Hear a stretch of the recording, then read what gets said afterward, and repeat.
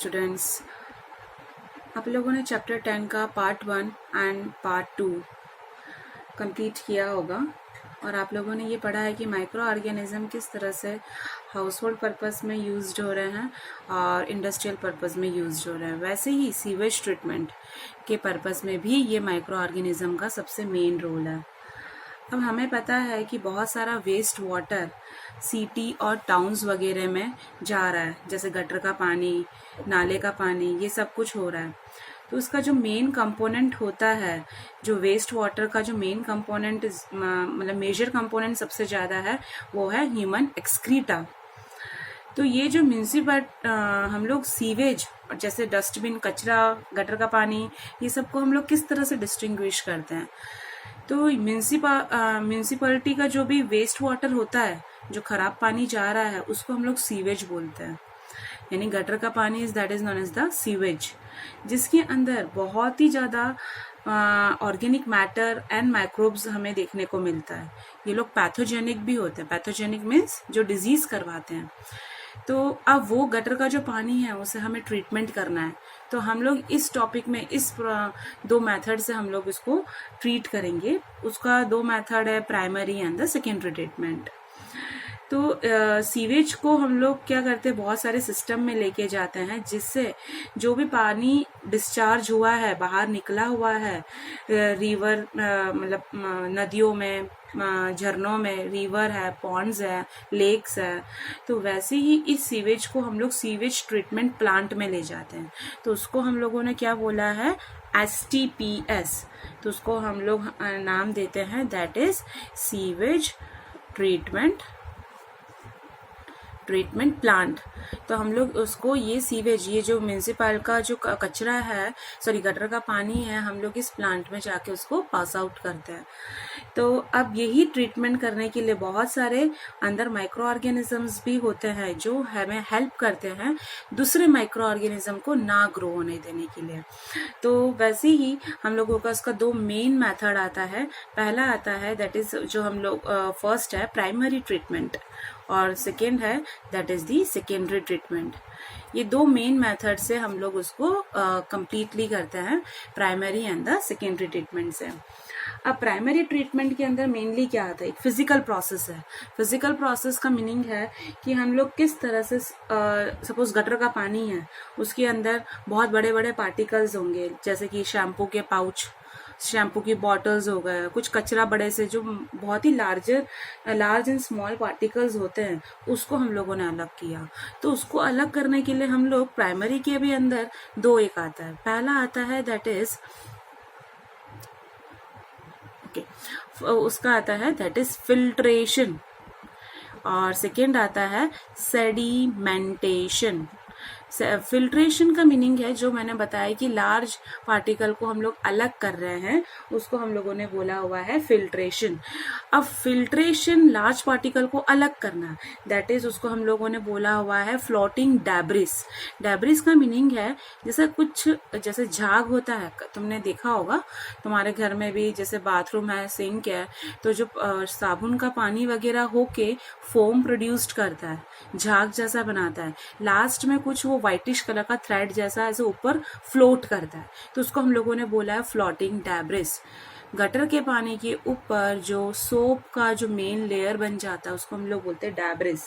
ठीक है, तो वो हम लोग फिल्ट्रेशन के थ्रू उसको रिमूव कर सकते हैं। अब क्या है, उसके अंदर दूसरे भी कचरे हैं, छोटे पार्टिकल्स वगैरह भी इस तरह से हैं, तो उसको हम लोगों ने क्या करा है, सेडिमेंटेशन। सेडिमेंटेशन यानी वो हिलाया जाएगा और उसको कुछ टाइम के लिए हम लोग वैसा का वैसा रख देंगे। अब जो देखो डैब्रिस का मीनिंग क्या था, ये सारे वर्ड्स आपको याद रखना है। अब यहाँ पे क्या है, जो दलदली मिट्टी है, जो बोलते हैं ना बहुत ही माइन्यूट माइक्रो पार्टिकल्स जैसे छोटे होंगे, तो उसको हम लोगों ने वर्ड यूज किया है ग्रिट। ओके, तो ग्रिट को हम क्या बोलते हैं, दैट इज दी स्मॉल और सॉइल के पैबल्स होते हैं।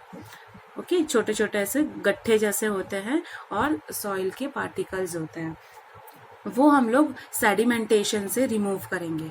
पहले मैंने क्या करा, फिल्ट्रेशन कर दिया। ठीक है, फिल्ट्रेशन करने के बाद मैंने उसको बहुत जोर से हिलाया, जिससे वो क्या हो जाएगा, सारी मिट्टी नीचे नीचे बैठ जाएगी और ऊपर का लेयर आ जाएगा। अब सपोज मैंने यहाँ पे ऐसे सेडिमेंटेशन करने के बाद ये सारी मिट्टी यहाँ पे नीचे रह गई है, तो पानी वगैरह जो काला पानी होगा, गटर का जो काला पानी होगा वो ऊपर रहेगा। क्लियर। अब ये जो ऊपर का जो पानी है उसको हम लोग क्या बोलते हैं बेटा, उसको हम बोलते हैं सुपरनेटेंट। और जो नीचे स्टेबल रह जाता है उसको हम लोग बोलते हैं सुपरडेटेंट। ठीक है। अब इसको हम लोगों ने बोला हुआ है सुपरनेटेंट, यानी जब सारे सॉलिड्स सेटल हो जाएंगे तो वो क्या, नीचे ये जो बचा है, ये जो सेटल हो चुके हैं उसको हम सुपरडेट, ये लेयर्स को बोला है, ये जो बचा है उसको हम लोग बोलेंगे that is primary sludge word. देखो डेब्रिस, ग्रीट, स्लज, ये वर्ड्स याद रखना आपको। और ये जो बचा है, ये ऊपर का जो काला पानी है उसको हम लोगों ने बोला है that is primary effluent, EFFLUENT, effluent. Okay, तो हम लोगों ने ये इफ्लुएंट पढ़ा। अब यही काला पानी कहाँ पे जाएगा, सेकेंडरी ट्रीटमेंट में जाएगा। समझ में आया, ये जो प्राइमरी इफ्लुएंट है वो कहाँ पे जा रहा है, सेकेंडरी ट्रीटमेंट में जा रहा है। तो प्राइमरी ट्रीटमेंट में फिल्ट्रेशन एंड सेडिमेंटेशन। अब आता है सेकेंडरी ट्रीटमेंट। समझ में आया यहाँ तक आप लोगों को, ये प्राइमरी आप लोगों को 2 मार्क्स में पूछ सकते हैं। अब आता है, हम लोग पढ़ते हैं that is the secondary treatment. अब प्राइमरी इफ्लुएंट को मैं कहाँ पे लेके जाती हूँ, सेकेंडरी ट्रीटमेंट में। सेकेंडरी ट्रीटमेंट में एरेशन टैंक होता है। ओके, एरेशन टैंक यानी कि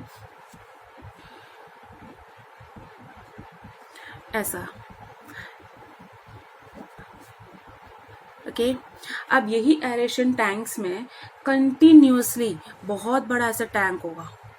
ठीक है, जो आप लोगों ने अभी इमेजेस में देखा, यहाँ पे बहुत सारे ऐसे छोटे छोटे होल्स होंगे उसकी दीवारों पे, और हाईएस्ट बहुत ही ज़्यादा हाईएस्ट प्रेशर से उसमें से क्या एयर पास हो रही होगी, और ये क्या होगा, ऐसे ऐसे करके हिलता ही रहता है, एजिटेटेड होता है। तो एजिटेटेड, ये सारे वर्ड्स याद रखना। एजिटेटेड का मीनिंग है ऐसे ऐसे करके हिलता ही रहेगा, क्या, ये टैंक। तो यहाँ से सारा एयर पास हो रही है और ये टैंक हिलता ही जा रहा है कंटिन्यूअस। ओके, तो ये मैंने इसके अंदर क्या भर दिया, प्राइमरी इफ्लुएंट है, इसके अंदर कौन है, प्राइमरी इफ्लुएंट है। समझ में आ रहा है बेटा। अब यहाँ पे ये जो एरेशन टैंक में मैंने डाला, तो ये क्या हो रहा है, एजिटेटेड हो रहा है, कंटिन्यूअसली एजिटेशन होगा, और यहाँ से एयर को पंप्ड करते हैं। तो ये पहला मेथड हो गया मेरा, क्या, एरेशन टैंक में डालना।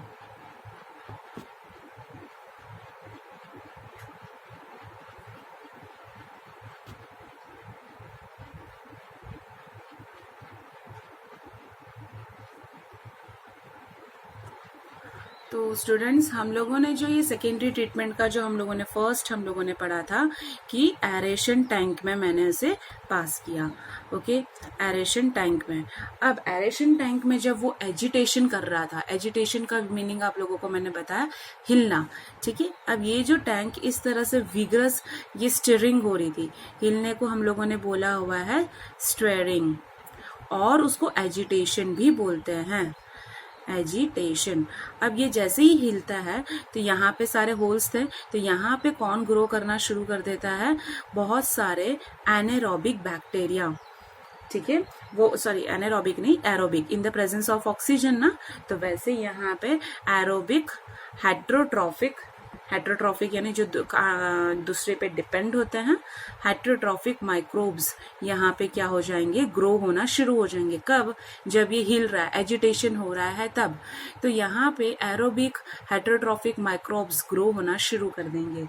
ये जैसे ही ग्रो होना शुरू करते हैं तो वो लोग क्या बनाते हैं, दैट इज वो बनाना शुरू करते हैं, दैट इज फ्लॉक्स, वो बनाएंगे फ्लॉक्स। ओके, अब ये जो माइक्रोब्स है वो किस में हो रहे हैं, aerobic heterotrophic microbes into the flocs. और फ्लॉक्स क्या है, अब ये माइक्रो ऑर्गेनिज्म है, ये माइक्रो ऑर्गेनिज्म की बात कर रहे हैं, तो फ्लॉक्स को हम लोगों ने बोला है that is masses of bacteria which is associated with the fungi। Okay, हम लोगों ने 11th स्टैंडर्ड में फंगाई का कैरेक्टरिस्टिक्स पढ़ा था, ऐसा फंगल दिखता है, ये है हाइफा, ये है इसका लेयर, इसके अंदर सारे फ्रूटिंग बॉडीज होते हैं, ये फ्रूटिंग बॉडीज है, इसके अंदर ये सारे स्पोर्स होते हैं। तो हाइफा है, तो masses of bacteria, okay, with, that is किसके साथ लग रहा है, ये बैक्टीरिया किसके साथ है, फंगल फिलामेंट्स के साथ, फिलामेंट यानी हाइफा, फिलामेंट के साथ ये एसोसिएटेड होता है और to form mesh like structure. Mesh like यानी जाले जैसा। सपोज यहाँ पे ऐसे बैक्टीरिया लग रहा है तो ये फंगाई का फिलामेंट है, ये बैक्टीरिया है तो ये फंगाई का फिलामेंट है, ऐसे ऐसे करके ये मैश लाइक बॉडी बना रहा है। ओके, कहाँ पे, इसके ऊपर, यहाँ पे ऐसे मैश लाइक बॉडी बना देगा। ओके, तो इसको हम लोगों ने क्या बोला है, फ्लॉक्स। अब ये जो फ्लॉक्स बना रहा है स्टूडेंट्स, ये फ्लॉक्स बनाने के बाद यहाँ पे ये फ्लॉक्स क्या करेंगे, कंज्यूम करते हैं ऑर्गेनिक मैटर को। ये गंदा पानी है, इसके अंदर बहुत ही डस्टिंग होगा, ऑर्गेनिक मैटर होगा, तो यही माइक्रोब्स, देखो ध्यान से सुनना बेटा, यही माइक्रोब्स क्या करते हैं, सबसे ज्यादा ऑर्गेनिक मैटर को कंज्यूम करते हैं। किसके अंदर, ये जो गटर के पानी को कंज्यूम करते हैं। ओके, जिससे बीओडी लेवल, सबसे इंपॉर्टेंट है, बीओडी लेवल क्या हो जाता है, इसका डिक्रीज हो जाता है। ओके, अब बीओडी क्या है, अब आता है बीओडी क्या है। It is a biological oxygen demand. अब ध्यान से सुनो, यहाँ पे फ्लॉक्स बना, तो वो फ्लॉक्स क्या है, बैक्टीरिया और फंगल का कॉम्बिनेशन है। तो उन्हें यहाँ पे ऑर्गेनिक मैटर है, सारा डस्टिंग है, अब वो इसको कंज्यूम कर रहा है। इसका मीनिंग ये है कि ये माइक्रो ऑर्गेनिज्म, एरोबिक की बात हो रही थी, तो ऑक्सीजन होगा ही अंदर, ऑक्सीजन है यानी माइक्रो ऑर्गेनिज्म जिंदा है। तो हम लोग बीओडी लेवल तब तक उसका करते रहेंगे चेक जब तक ये इसका ऑक्सीजन जीरो ना हो। ऑक्सीजन जीरो हो गया यानी माइक्रो ऑर्गेनिज्म नहीं है। माइक्रो ऑर्गेनिज्म होंगे तो ऑक्सीजन होगा, ऑक्सीजन है तो माइक्रो ऑर्गेनिज्म है, ऑक्सीजन नहीं है it means that micro organism grow भी नहीं होगा। तो बीओडी लेवल जब तक जीरो नहीं होता है तब तक मैं उसको चेक करूंगी। हर एक 1 आवर या 20 मिनट्स में मैं इसका चेकिंग करती रहती हूँ, ये पानी का जो भी हम लोगों ने ये टैंक में बनाया हुआ है कि कब तक इसका बीओडी लेवल जीरो नहीं होता है। मैं ये क्या पढ़ा रही बेटा, सेकेंडरी ट्रीटमेंट ऑफ सीवेज। सबसे पहले एक बार रिवाइज वापस कराती हूँ। प्राइमरी इफ्लुएंट, प्राइमरी ट्रीटमेंट से मैंने प्राइमरी इफ्लुएंट लिया था और मैंने किस में डाल दिया, एरेशन टैंक में। एरेशन टैंक में आजू बाजू बहुत ही लार्ज होल्स हैं, बहुत हाई स्पीड में ये एयर पास हो रही है, ठीक है। अब ये एयर पास हो रही है, एयर पास होने की वजह से यहाँ पे ये क्या हो रहा है, ये जो टैंक है हिल रहा है यानी एजिटेशन हो रहा है। एजिटेशन की वजह से यहाँ पे एक micro organism like aerobic heterotrophic micro organism grow होते हैं। ये ग्रो इस तरह से होते हैं कि ये फ्लॉक्स बनाना शुरू करते हैं। फ्लॉक्स क्या है, बैक्टीरिया प्लस फंगल फिलामेंट, तो वो कैसा बना देते हैं, एक जाली जैसा बना देते हैं, मैश जैसा बना देते हैं। यही फ्लॉक्स कंज्यूम करते हैं ऑर्गेनिक मैटर को, कब तक, जब तक इसका बीओडी लेवल डिक्रीज ना हो। जिस टाइम पे ये बीओडी लेवल रिड्यूस्ड हो गया तो हम उसको बोल सकते हैं कि ये वेस्ट वाटर अब नहीं कहलाएगा, ठीक है। अब जैसे ही इसका लोअर होना शुरू हो जाता है बीओडी लेवल, अब देखना ध्यान से सुनना, ये इफ्लुएंट, अभी इफ्लुएंट ही वर्ड हम यूज करते हैं, यही इफ्लुएंट हम लोग ने वापिस कहाँ पे पास कर दिया, दैट इज एरेशन टैंक में। ओके, मतलब एरेशन टैंक से हम लोगों ने कहाँ पे डाल दिया उसको, सेटलिंग टैंक में, ठीक है। देखो कौन कौन सा, सबसे पहले एरेशन टैंक था, ठीक है, अब आया सेटलिंग टैंक। सेटलिंग टैंक यानी अब मैंने यहाँ पे बीओडी लेवल डिक्रीज हो गया, सेटिंग टैंक में डाल दिया, जहाँ पे बैक्टीरिया का ये जो फ्लॉक्स था वो क्या हो जाएगा, सारा नीचे बैठ जाएगा, ठीक है। अब मैंने ये करा, अब मैंने यहाँ पे क्या कर दिया था, जीरो कर दिया था बीओडी लेवल। अभी फ्लॉक्स तो है ही अंदर, माइक्रो ऑर्गेनिज्म जो फ्लॉक्स बह रहे हैं वो तो है ही। अब मैंने सेडिमेंट यानी कुछ घंटों के लिए इसको वैसा का वैसा रख दिया, तो फ्लॉक्स क्या होंगे बेटा, फ्लॉक्स नीचे बैठ जाएंगे। ये जो फ्लॉक्स बैठ जाएंगे तो ऊपर वापस वैसा का वैसा पानी आ जाएगा, ठीक है।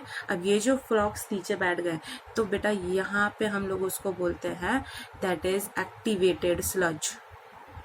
सब वर्ड याद रखना है आपको। एरेशन टैंक से हम लोगों ने कहाँ पे डाला, सेटलिंग टैंक। यही इफ्लुएंट को मैंने किसमें, यहाँ पे ये सेटलिंग टैंक में डाला, तो फ्लॉक्स नीचे बैठ जाते हैं। फ्लॉक्स नीचे बैठ जाते हैं तो उसको मैं बोलती हूँ एक्टिवेटेड स्लज। ठीक है, यहाँ तक क्लियर हुआ। एक्टिवेटेड स्लज क्या है, वो क्या है, डिपोजिशन ऑफ दैट फ्लॉक्स। फ्लॉक्स क्या है, that is bacteria and the fungal का फिलामेंट। ठीक है बेटा, इतना समझ में आया आपको।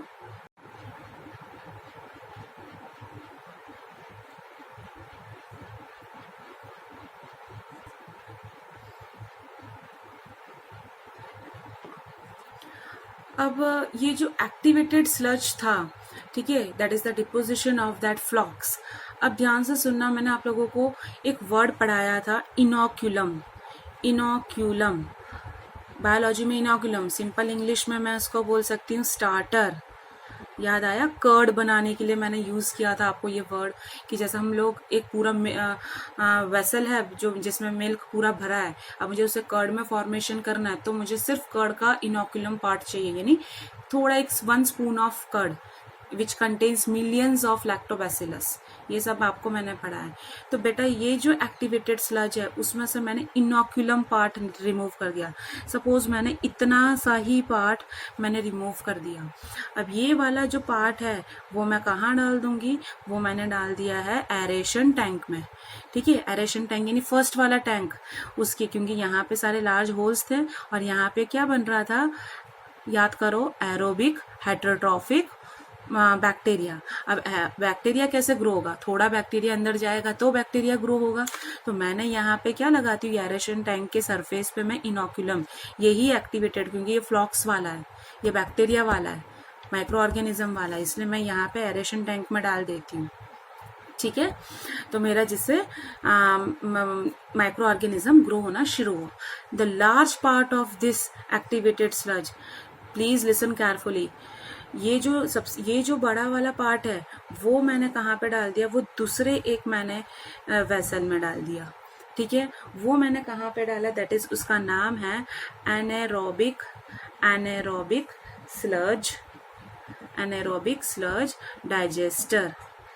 ठीक है, अब देखो यहाँ ये जो है फ्लॉक्स है, सारे माइक्रो ऑर्गेनिज्म वाला है, तो मैंने रिमेनिंग जो मेजर पार्ट है स्लज का, मैंने एक सबसे बड़ा लार्ज टैंक है उसको बोला एनारोबिक स्लज डाइजेस्टर में, मैंने वहां पे उसको प्लेस कर दिया। ओके, तो ये एनारोबिक स्लज डाइजेस्टर में जब मैंने पास करती हूँ तो ये जो स्लज किससे बना था, बैक्टीरिया और फंगाई से मिक्स होके। यहाँ पे मैंने जैसे ही उसको पास करा तो इसका नाम क्या है, एनारोबिक, तो यहाँ पे कुछ बैक्टीरिया होंगे तो इसको एनारोबिक नाम। तो यहाँ पे भी बहुत सारे बैक्टीरिया है, पर कौन से वाले बैक्टीरिया है, एनारोबिक वाले। एनारोबिक यानी विदाउट ऑक्सीजन में रह सकते हैं वो वाले।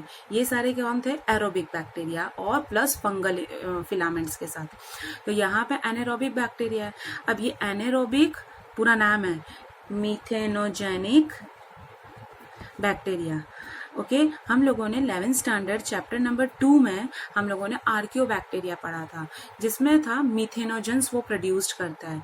कैटल्स के र्यूमेन में ये आर्कियोबैक्टीरिया रहता है और वो उसके काउडंग में हमें मीथेनोजेंस बैक्टीरिया देखने को मिलता है। तो यही यहाँ पे ये जो एनारोबिक बैक्टीरिया है, और मैंने क्या डाल दिया यहाँ इसके अंदर, क्या डाल दिया, that is major large amount of activated sludge. अब ये एरोबिक बैक्टीरिया है, ये एनारोबिक बैक्टीरिया है, तो ये एनारोबिक बैक्टीरिया इस एरोबिक बैक्टीरिया को डाइजेस्ट करेंगे। एनारोबिक, ध्यान से सुनना बेटा, एनारोबिक बैक्टीरिया क्या कर रहे हैं, डाइजेस्ट कर रहे हैं किसको, एरोबिक बैक्टीरिया को। जब ये डाइजेस्ट करते हैं तो लार्ज अमाउंट का बहुत सारे गैशियस प्रोड्यूस्ड करते हैं, large amount of gaseous produced करते हैं।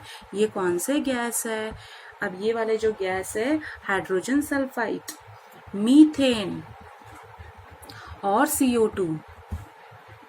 जब ये एनारोबिक एरोबिक बैक्टीरिया को डाइजेस्ट करते हैं तो बहुत लार्ज अमाउंट में गैशियस को प्रोड्यूस करते हैं, H2S, मीथेन और CO2। वेरी इंपॉर्टेंट, ये तीनों गैस मिलके क्या बनाते हैं, दैट इज बायोगैस बनाते हैं। जो गांव घरों में लोगों को चूल्हा जलाने के लिए, कुकिंग पर्पस के लिए ये यूज्ड होता है, जो as a source of energy है और वेरी इन्फ्लामेबल है। ओके, तो ये क्या हो गया, बायोगैस का काम कर दिया, तो वो भी हमारे लिए अच्छा है। ओके, अब ध्यान से सुनना, अभी हमें साफ पानी मिल चुका है। ओके, अब मैंने ये कौन सा टैंक था, ये टैंक का नाम क्या था, याद करो। यस, इसका टैंक का नाम था सेटलिंग टैंक। सेकेंड नंबर का टैंक था ना, एरेशन टैंक के बाद हमने सेटलिंग टैंक में डाला था। तो ये था हमारा, दैट इज एक्टिवेटेड स्लज। तो ये ऊपर का पानी बचा था ना, तो बेटा ये ऊपर का पानी का नाम क्या था, हम लोग ऑब्वियसली हम लोग उसको इफ्लुएंट ही बोलते हैं। तो ये मैं वाटर बॉडीज में जाने दूंगी, नदियों में, झरनों में, हर जगह पे, तालाब में जाने दूंगी। तो ये मेरा साफ पानी है, समझ में आया, ये मेरा क्या है, साफ पानी है। और ये इससे मुझे, ये वाले से क्या मिल रहा है, मुझे बायोगैस मिल रहा है। तो सीवेज ट्रीटमेंट अच्छा है। चलो एक बार हम लोग वापस रिवाइज करते हैं। First of all secondary treatment में प्राइमरी इफ्लुएंट आया एरेशन टैंक में, क्लियर। एरेशन टैंक में आने के बाद, एरेशन टैंक में आने के बाद यहाँ पे बहुत ही हाईएस्ट अमाउंट में, हाईएस्ट प्रेशर में एयर रिलीज्ड होती है, और वो टैंक क्या होता है, एजिटेशन, हिलता है।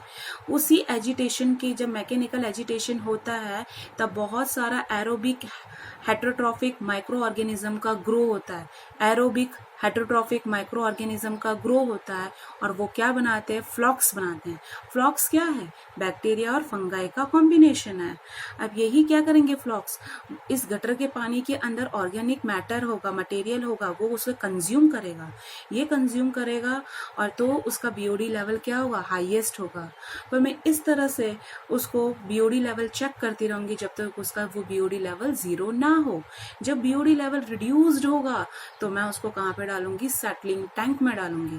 सेटलिंग टैंक में डालूंगी तो ये जो फ्लॉक्स बना था वो नीचे जाके बैठ जाएगा, और उसको हम लोग क्या बोलेंगे, that is activated sludge. Okay, activated sludge को हम लोगों को उसका छोटा सा एक पोर्शन मैं एरेशन टैंक में डाल दूंगी। ये मैंने कहाँ पे डाल दिया, एरेशन टैंक में डाल दिया, जिससे वहां पे माइक्रो ऑर्गेनिज्म ग्रो हो और आगे की सीवेज ट्रीटमेंट में काम आए। जो मेजर अमाउंट का एक्टिवेटेड स्लज है वो मैंने कहाँ पे डाला, इस टैंक का नाम क्या है, anaerobic methanogen, sorry anaerobic sludge digester. बेटा ये सारे टैंक का नाम आप लोगों को याद रखना है।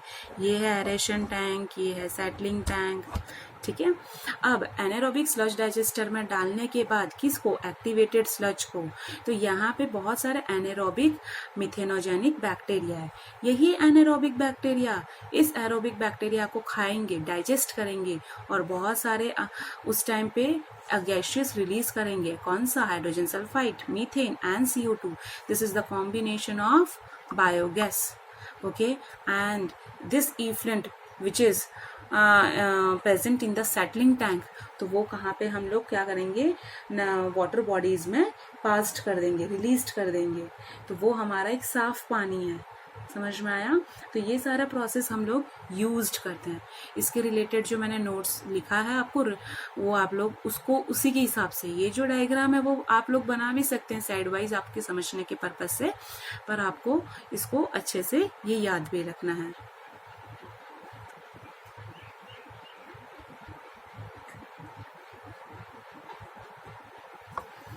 तो स्टूडेंट्स ये पार्ट यहाँ पे ही मैं कंप्लीट करती हूँ। उसके रिलेटेड ये क्वेश्चंस हैं, तो आप लोग ये पढ़िएगा, और प्लीज़ बच्चे मेरे वीडियो सबसे ज़्यादा शेयर एंड सब्सक्राइब करिएगा। आपको ये टॉपिक बहुत ही इंटरेस्टिंग लगा होगा, तो उसके लिए थैंक यू सो मच। आज का टॉपिक मैं कंप्लीट करती हूँ। थैंक यू बच्चों।